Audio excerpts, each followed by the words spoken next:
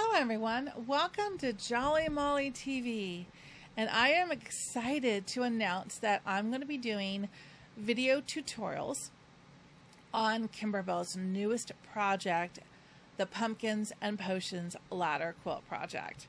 This is going to be so much fun. I've fallen in love with this project, especially the borders. This is just cute upon cute. Kimberbell does cute very, very well. This is another fun project that Kimberbell has come up with. They just hit it out of the park. And I'm going to be showing you step by step, block by block, how to make this project. Okay, so if you're interested in participating and sewing along as I upload the videos, you can make this project and I will walk you through every step of the way. I think this is a lot of fun. So what do you need to be able to do this project? So the first thing that you'll need is the embroidery designs. And so we're going to go to the Kimberbell website. They are the makers of this wonderful project. And they have the designs here for sale if you can't get it locally. Now your local quilt shop should have these designs in about now. This is July 13th. So the shops have been getting them in for about a week or so now. So hopefully your local shop has this. But let me show you on Kimberbell just so you have an idea of what you're looking for. And if you can't get it locally, you can get it from Kimberbell. So probably the easiest thing to do to find this is to click the search magnifying glass over here on the right and just type in potions or pumpkins. It's going to come up with some popular suggestions and just click on pumpkins and potions. We're going to talk about these three pieces as well as a fourth piece, which is the fabric kit, which they don't have. But let's first start with the Pumpkins and Potions Ladder Quilt. All right, this is the machine embroidery CD where it gives you all the designs except the quilting. The quilting is not included. But it gives you all the designs to be able to make this project. This is the main machine embroidery designs. Okay, so this machine embroidery CD is $69.98. They have it in stock, and I love the fact that it's still on a CD because downloading for me is a long process. So I really appreciate being able to use a portable CD player that I have and just popping that in and getting the designs fairly quickly. So I love that. So you'll need this embroidery CD in order to make the project. That's your base, all right? The second thing I would highly recommend, if you can do it, is the embellishment kit. And what this does is this takes a cute project and makes it super cute. Because what you get are accessories that you're going to be adding to your quilt in order to make it sparkle and shine. You're going to be getting like what I call chunky glitter, which are shaped glitter or large chunks of glitter that are actually going to go into your potion bottle. So see how this is here? Where your potion bottle is going to have this chunky glitter on the inside of it to give it that extra three-dimensional pop.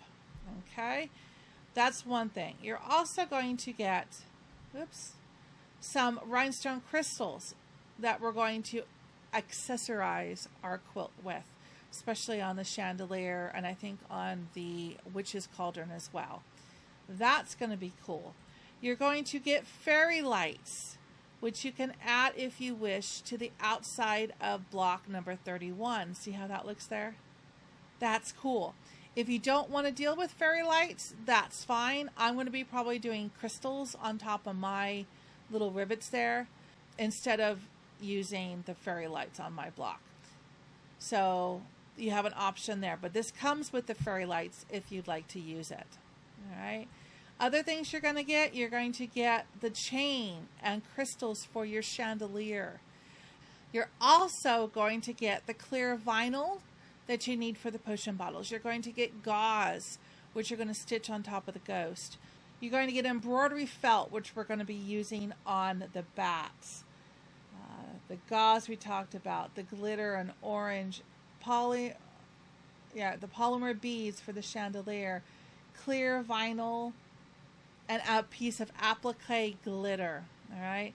So this embellishment kit, I think, is one of the kind of a crucial, important items to any Kimberbell project, because it just makes your project that much more special than what it already is. So if you can get the embellishment kit for this or any Kimberbell project that you're working on, I see it as a very important asset, if you want to call it, in making your project. I always get the embellishment kits. Okay, the other item that you have an option of using, I will go to my girlfriend's quilt shop and I'll search to show you. It's going to be the fabric kit. Pumpkins, potion. Okay, and they come up with 19 results. This is just an adorable line of fabric, and they also have the quilt machine embroidery. They've got it back in stock. They were sold out for a little bit, so they have the machine embroidery CD there. Here is the fabric kit. And this fabric kit is sold out right now. Okay, so check your local quilt shop. They have the embellishment kits. They're sold out right now too. So definitely check your local quilt shop to see if you can find these. So this is an assortment. This is a fat quarter bundle, but just to show you an assortment of the adorable fabric that is in this project. So if you're able to do the fabric kit or want to do the fabric kit, you need to search your local quilt shop to see if you can find it. The other option, which I'm going to be showing you how to do, is to use your own stash for this project.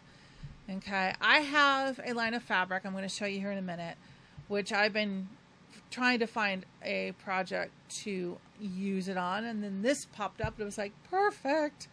So I'm going to be using my own stash for this project, and I will walk you through in a few minutes here how to do that. So that is an option for you if you'd like to use your own stash. All you need is the embroidery CD, and then highly recommend the embellishment kit. But you don't have to buy the embellishment kit, but I highly recommend it.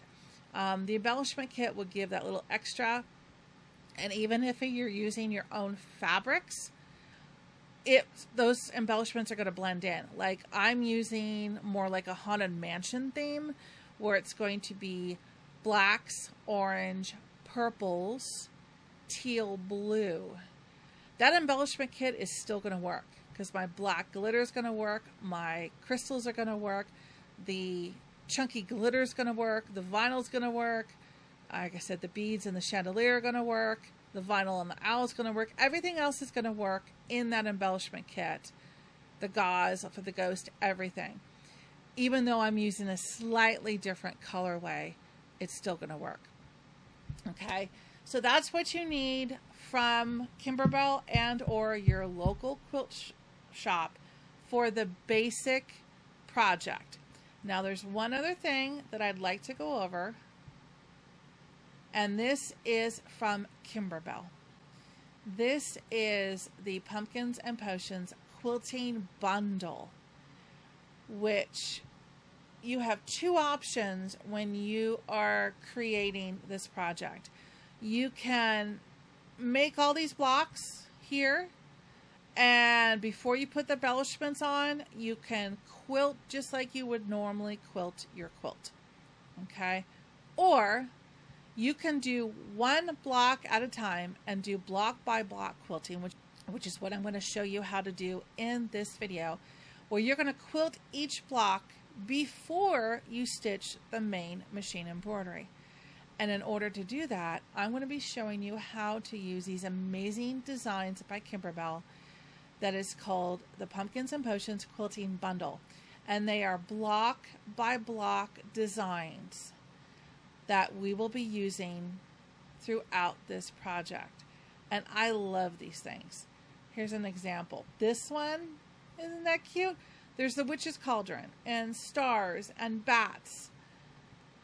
The next one is going to be, oh, that was the one.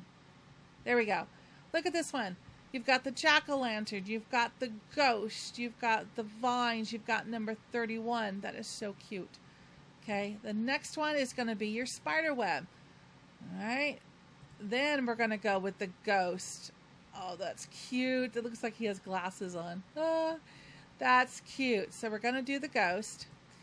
And then this is the favorite part that, to me, of this quilting bundle is the borders. I think these borders are brilliant. And I'm going to probably show you how to incorporate an extra border. If you look at the border in this project, it's the thick border, which is perfect. But what I think I'm going to do is I'm going to incorporate this smaller border in with all that text and then add this outer border on the outside. I think that's cool, and I'll show you how to do that. I have a special trick that I'm going to show you when it comes to doing this border, and I'll give you a hint. It's using variegated thread. I cannot wait to see how this comes out. This is amazing when they use the black. See if I can blow it up here a little bit. It's a little blurry, but you can still see it. Where they just used the black fabric and then they used a white or a light gray fabric, which is amazing. But I am going to show you how to use variegated thread. And I think if it comes out the way I'm imagining it, it's going to be amazing. So for just that purpose alone, I would definitely get these quilting designs. Now you can purchase them separately. The bundle is $45. You can purchase them separately. That you can purchase this, the border, as $9, and you get those 2 files. Okay, so just in case you happen to have maybe some of Kimberbell's quilting designs from the last Halloween quilt, then you can use some of those as well. If you are only interested, say, in Halloween 9, which is this ghost one, you can purchase that for $12. Okay. The main thing I like about the bundle is you get all of the designs, and you get the designs in the block by block method, and you also get them in the clear blue tiles method. So you could use this on any project in the future. This is not just limited to pumpkins and potions. You can use this on any Halloween themed project in the future. And for me, I'll be using those borders over and over and over again because I love those borders. Just love them. So if you're interested, I'll put the link in the description below for this quilting bundle. And then, like I said, if you're just interested in one design or two, you can just click on the title and you can look at that specific design and you can add just that design to your shopping cart. But I want to say a big, huge thank you to Kimberbell for sponsoring me in this video. They are providing me these designs so that I can show you step by step by step how to use these amazing designs, how to do a couple little tricks of the trade, like maybe using variegated thread in these blocks to make an amazing project. So I want to say a huge thank you to Kimberbell for doing that. They're amazing to me, and I really, really, truly appreciate it. And if you would use the link in the description below, that would help support me, and I truly appreciate that as well. That helps me to be able to make these projects and to keep doing these projects in the detail, step-by-step videos that I do, and I truly appreciate you for all your support, so thank you. So now let's take a look at the stabilizers that you're going to need to have on hand in order to make this project. And the more and more that you do Kimberbell projects, you're more likely to already have this on hand. But just in case you are new to this wonderful world of Kimberbell, these are some of the stabilizers that you'll need to have on hand. There are other brands, but I really like the Kimberbell brand because of their quality. I've never had any issues with any of their stabilizers. So I really think they're great stabilizers. Once you get your machine embroidery CD, if you look at page 10, it will list 5 of the stabilizers that you need to have on hand. The first one is called a heavy cutaway. You only need this heavy cutaway stabilizer if you are going to be quilting your project using traditional quilting method, meaning you're quilting the project after you've embroidered all of your blocks, you've assembled your project, and you're quilting it like you would a regular quilt. In that case, then you're going to need heavy cutaway stabilizer for the got silk and the boo blocks behind them. But if you're using the block by block method that I'm going to show you in my video series, you do not need this heavy cutaway. Okay, what you need instead is a light mesh cutaway. And I use this in all of my blocks, whether it's Kimberbell or another company. I always use a light mesh cutaway stabilizer behind it because it helps minimize the amount of puckering that you're going to get. It supports the fabric. It disappears in the fabric because it's not thick. It's very, very lightweight. You can literally leave it in the block in your project and you will never even know it's there. So the light mesh cutaway you will use as a stabilizer for all of your quilt blocks. Okay. The next one you're going to use is a fusible backing. This is a very lightweight, flexible backing that you will actually be using a piece of this, cutting it, and fusing it to the back of your background fabrics. Every quilt block that we do, we have a background fabric. That's like the main fabric of the block. And then we might do applique or add other fabric and accessories on top. But that main background fabric needs to be supported with a fusible so that it prevents puckering and can handle a lot of stitching on top. You need to support that cotton, otherwise it's going to pull and pucker. So this is just a fusible backing. You don't need the peel and stick. You just need the fusible backing. All right, the next one we need is Kimberbell project batting. Now you can use this or you can use any other batting that you have. I love this Kimberbell batting and use it in a lot of my projects. I also use the Warm and Natural. Okay, I have both on hand. For this project, I will probably be using my Warm and Natural only because I have a lot of it on hand. So I'm going to try to use some of that up. But the Warm and Natural is exactly what it says. It's warm and natural. It's a little bit heavier, but it gives a wonderful, I call it a fluff to each block. Kimberbell does as well. It's an 85-15 cotton poly blend. This is a great stabilizer to use for the Kimberbell projects. So you need a type of batting for your project. Okay, the next one that you're going to use that they recommend is a wash away stabilizer. This is particularly used in freestanding lace. So when we get to the lace bats toward the end of the video series, we will need this because we're going to stitch out the lace bat, and then we need to wash away the stabilizer so that it disappears, so that you just have a lacy bat to add to your project. So that's what we use for those items, is the wash away embroidery stabilizer. Now there's one item that I always have on hand, even though it's not recommended on this page, is a wash away topping. This is going to come into play with any projects where you're stitching, you add a leaf or a design, and then you need to stitch on top of that item. The wash away topping helps keep everything in place and keeps your stitches on top of that, say, leaf, and prevents it from sinking in, but it also keeps your foot from getting caught in that leaf that you just added. I'm thinking Quilting Through the Seasons is a perfect example. of where we added the leaves on the blocks, and you had to put washer weight topping on top to help keep everything down. All right, so I always keep this on hand for whenever I have a trouble spot and I need to keep an applique or something down. Washer weight topping is a good item to keep in your arsenal. So now let's take a look at my table where I'm going to show you just a few more supplies that you will need for this project, in addition to, your basic sewing supplies.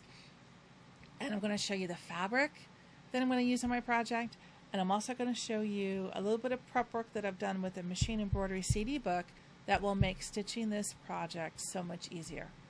All right, these are the fun fabrics that I have in my stash that I thought would be perfect for this project. Because like I mentioned earlier, I want kind of a more like a haunted mansion theme. And these are the colors of the haunted mansion: the orange, the black, the teals, and the purples. So I think this is going to be fun. This fabric line is called Sleepy Hollow by Riley Blake. And I actually have some extra fabric up on my Etsy website. I will put a link in the description below in case you're interested in using this fabric as well for your project or for any other projects. This is really cool because to me the Haunted Mansion is all about the wallpaper. And this black wallpaper, I love this. This is very hard to find, and I don't have much of it.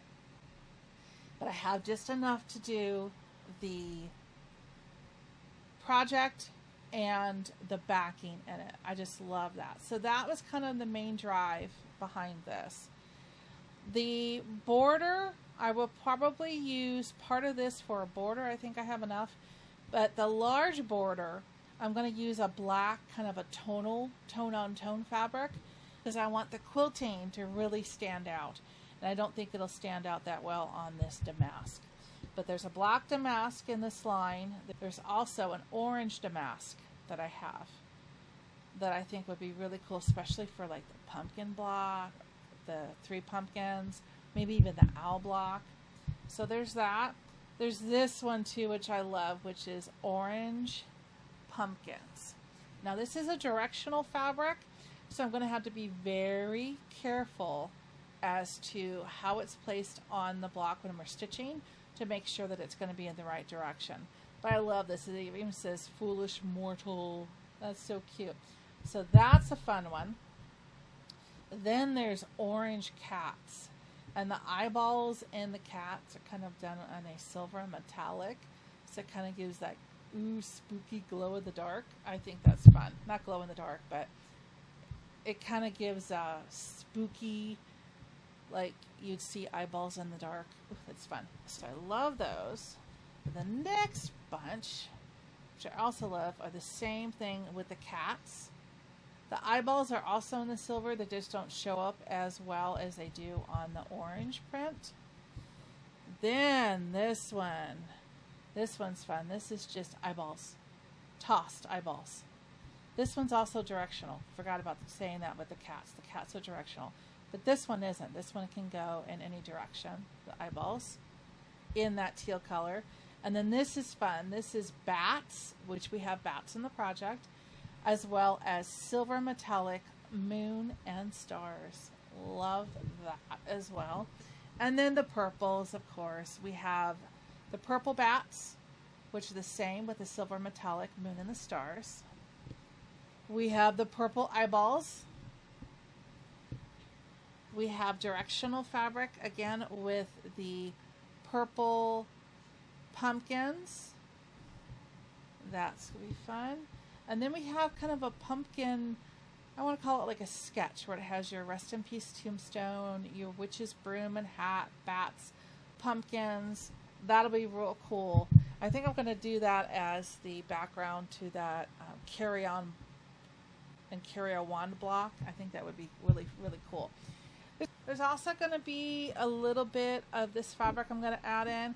This is a white glitter fabric. It's really hard to see. Let me see if I can put it in the camera so you can see that glitter. I think that would be cool in this project because glitters kind of like sparkly, would go well with the ghost and would tie in with the background on this project. So I'm probably going to use that as my white fabric. I don't have the black tonal with me, but it's basically a tone on tone. And then I have just a solid purple that would kind of blend in. Let's put it over here with these fabrics as well in the color scheme. That will give it a nice pop if I need that for a filler block or something. So that is the fabric series. Again, I'll put a link in the description below to my Etsy site where I have some of these, the extra that I have of each that I won't be needing. I don't have all of them up there like the Black Damask, but I have, I think, most of them up there in case you're interested. Again, it's Sleepy Hollow by Riley Blake. I think that'll make a fun project. Okay, the next thing that you will need for this project, which is a great thing to have for all of your Kimberbell projects, is a wet erase marker set and a pouch set from Amazon. I'll put the link in the description below. And this plastic pouch system is perfect for putting your cut fabrics into these pouches. You'll label them based on the project, and this is actually from Quilting through the Seasons. And then you store the fabric and things that you've cut in here, and when you're ready to work on that block, you just go to a box or store basket, whatever you have them in, and you pull out the pouch system that you need and go and work on that project.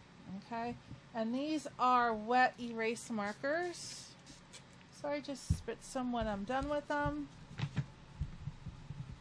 and the ink comes right off. There we go. There's the ink, and then when it dries, it's ready to label for the next project. I love these things because it saves me on Ziploc bags. Ziploc bags you can use maybe 2 or 3 times and then they've worn out and you gotta, get out another box. These last forever. Okay, these are great to have. Use them over and over and over again. And in this project you need 27 of them. While we're on this topic, I want to say something to you. On the embellishment kit, I do not pre-cut my embellishment kit items. I only pre-cut my fabrics.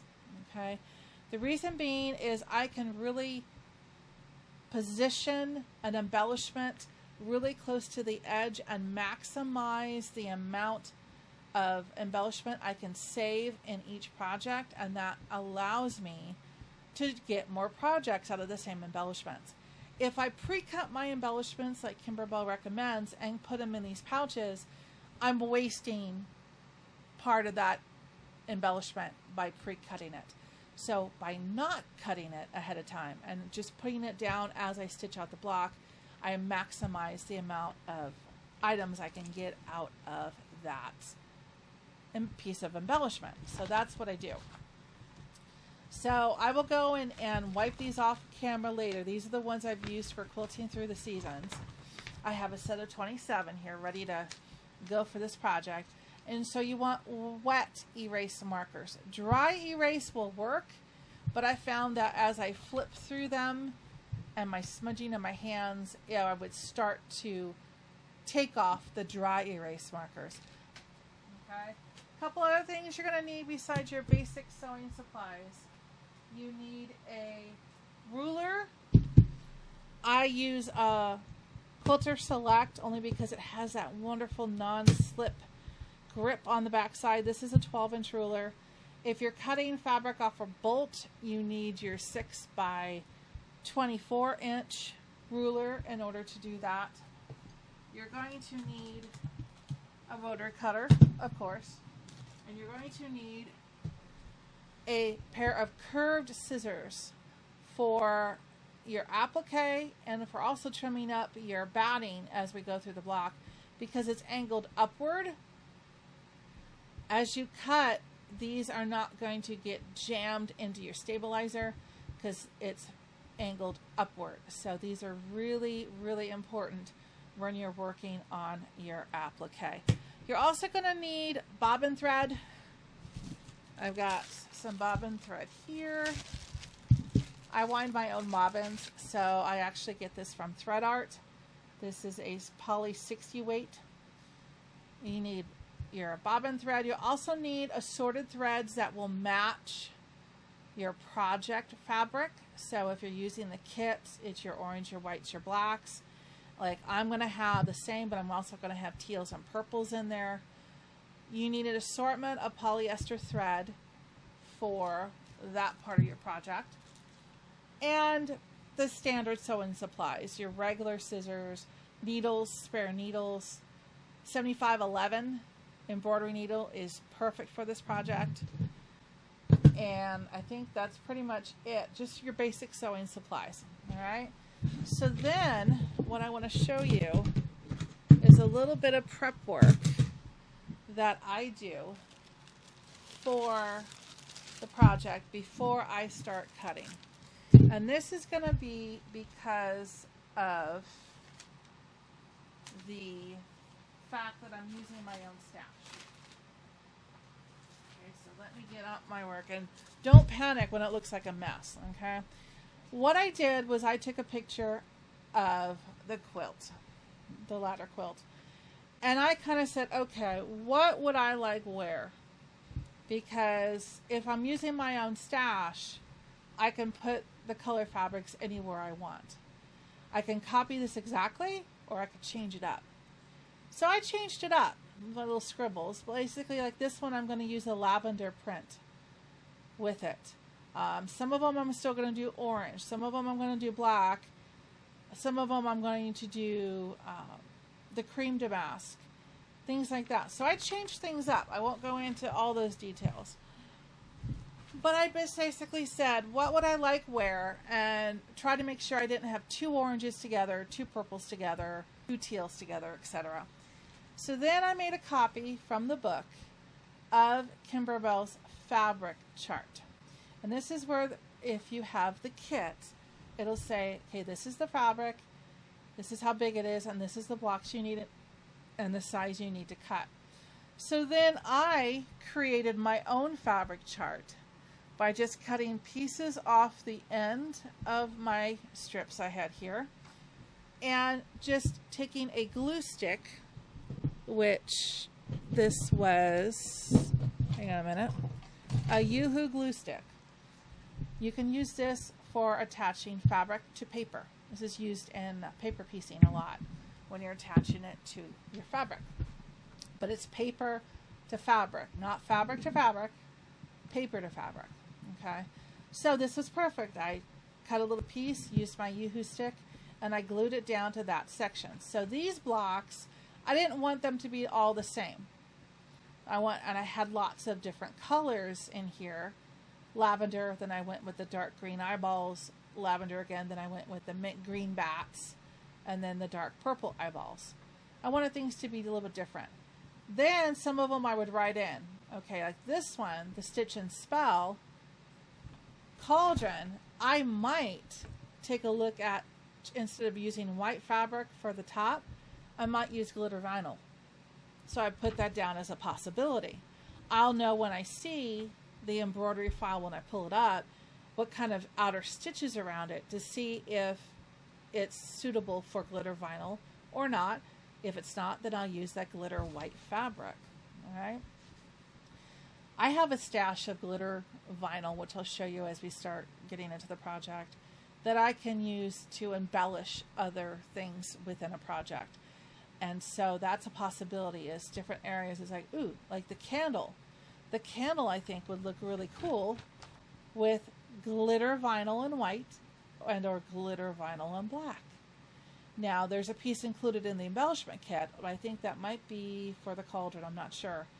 But if I don't have enough, I have some on hand in different colors that I can switch it out and make it your own. I mean, this is your project that you're making. So you could copy this exactly or don't. Make it your own. Make it unique so that when you look at it, you're like, yeah, I did that. I changed that up. I made it my own, something that makes me happy, and you do the same for yours. So then I would just glue and or write, depending on, like black tonal I have out in my studio, so I didn't have a stash. I just wrote black tonal for everybody else except what I marked. And I adapted this fabric chart for my fabric and or potential for what I might use, like flying geese. Okay, that's the black, but the 31 circle, I might use glitter vinyl. I don't know. Once I see what kind of stitches around it, if it's a satin stitch, I can use black glitter vinyl. That would be cool. So I adapted kind of my ideas on this chart all the way through. Okay. Oops, there we go. All the way through. The binding will probably be just the black damask, and the backing will be my black damask. But now this is my unique project. So if you're looking to do the same thing to use your stash, that's what you do. Okay. This will change the fabric cutting instructions. Okay. So then what you do next is you say, okay, I need to figure out what I need out of each fabric. So instead of trying to figure it out this way, I took just a pad of paper and I said, okay, this lavender pumpkin sketch, that's what it's called. I need it for the Keep Calm block. So I need one of the 8.5 by 10.5, and I marked it as a B for background.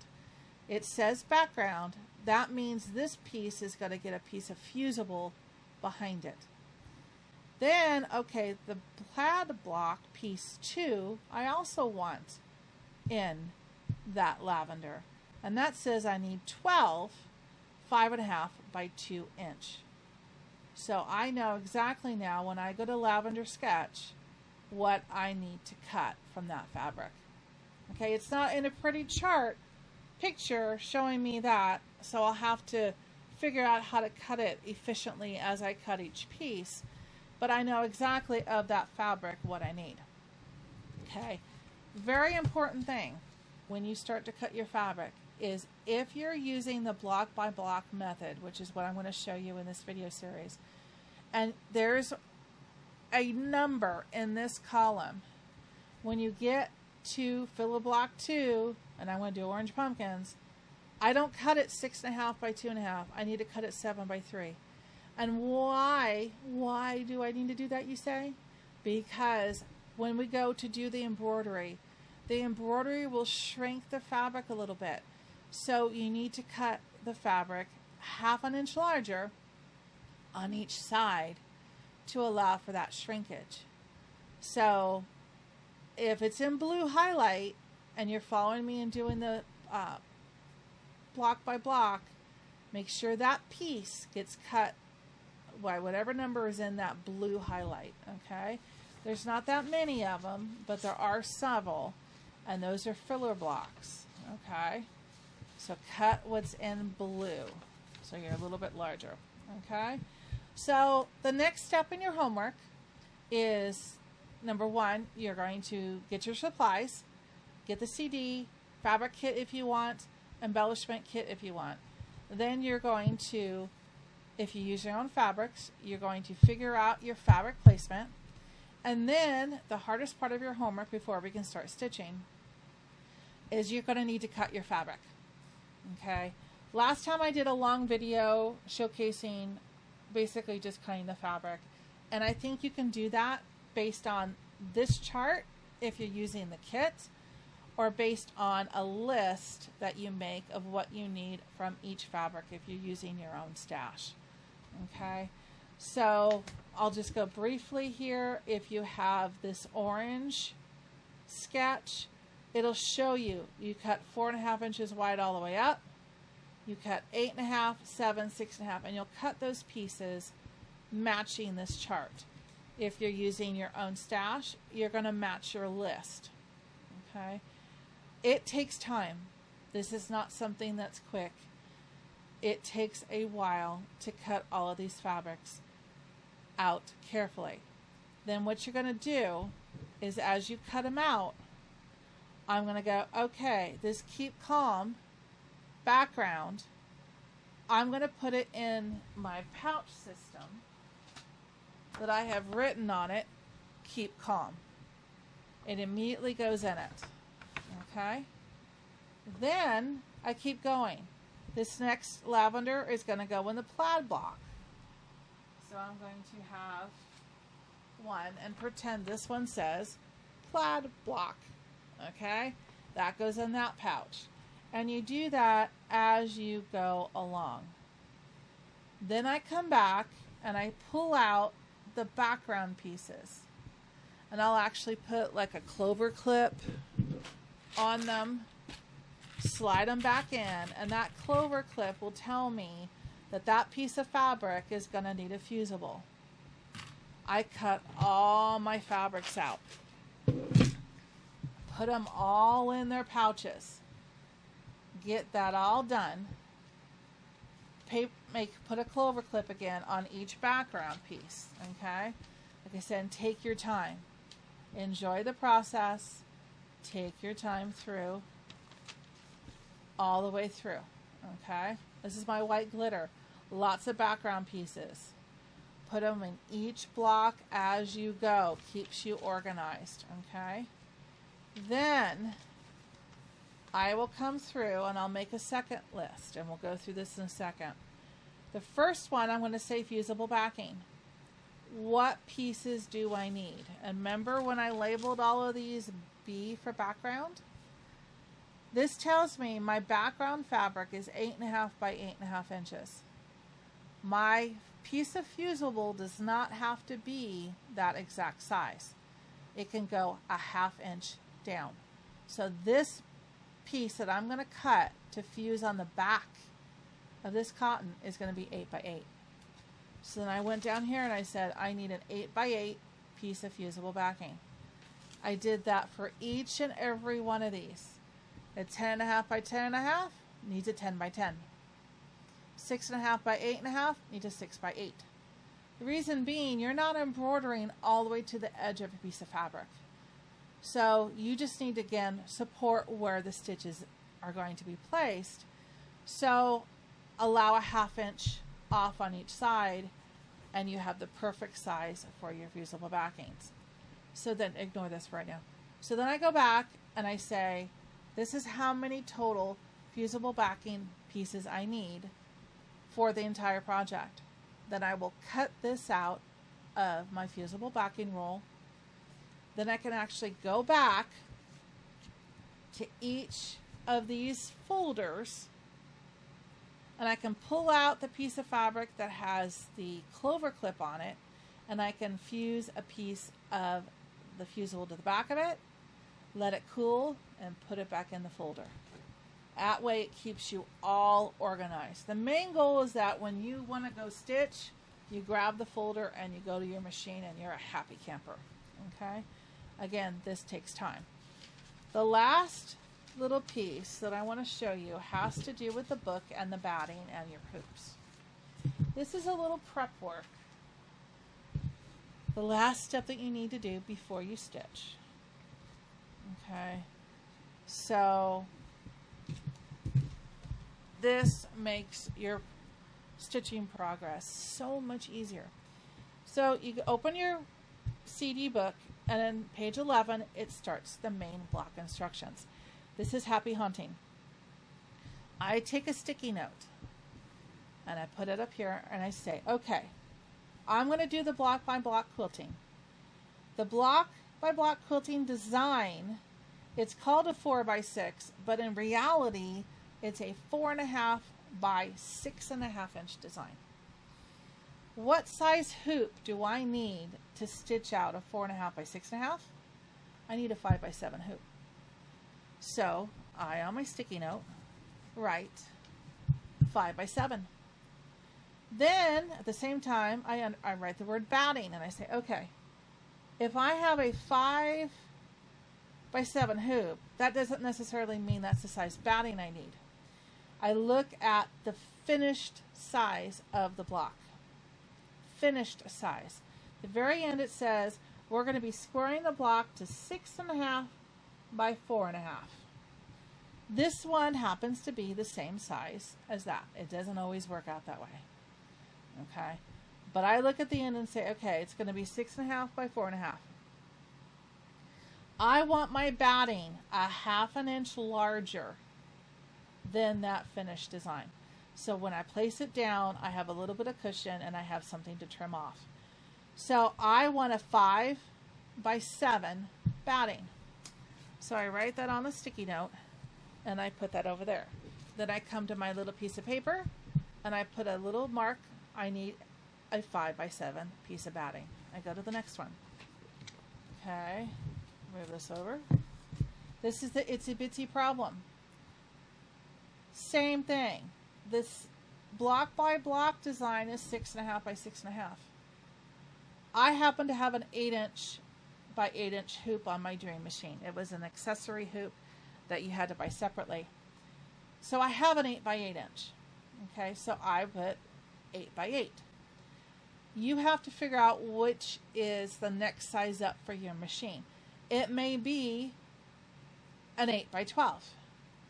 6.5 by 6.5 won't fit in a 6 by 10 because it's 1/2 inch off. If you have a 9.5 inch hoop by 9.5 inch hoop, which I now do, it would also fit in that if you didn't have an 8 by 8.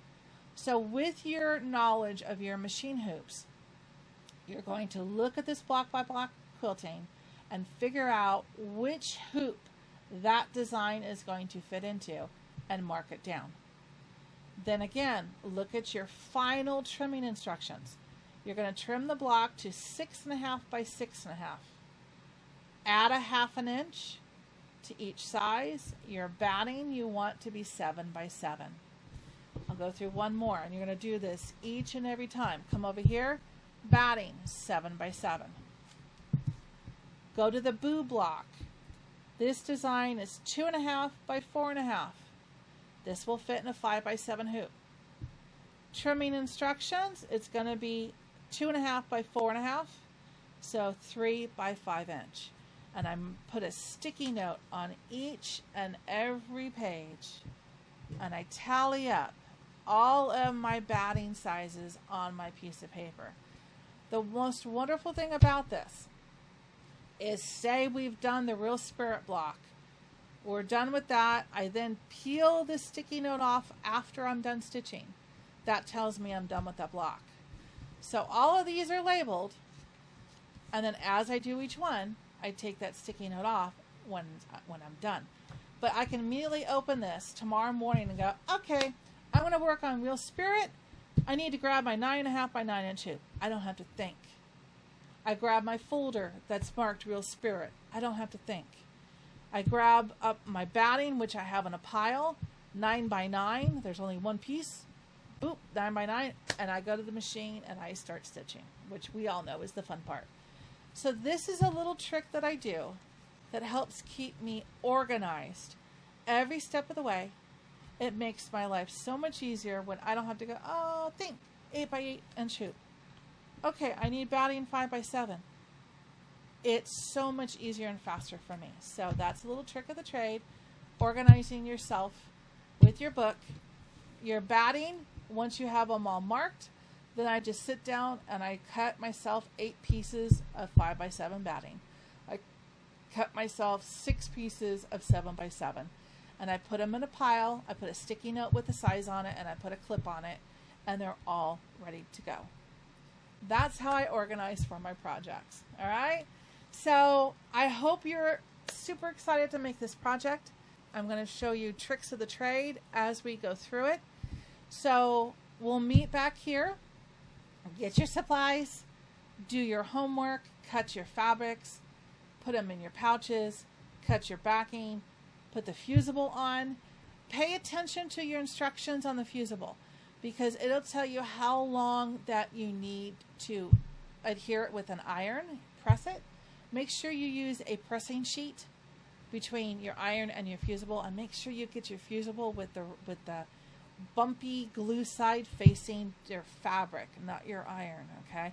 You want the glue to hit your iron. But each pack of fusible will have instructions, whether it's 10 seconds, 20 seconds, 30 seconds as to whether you hold it to get it fused properly. Do all that, put everything in your pouches ready to go, and then I'll meet you back here for the next video where we will start stitching this amazing project. So I can't wait. So stay tuned here on Jolly Molly TV for the next video in this project, and until I see you again, happy stitching. Bye bye.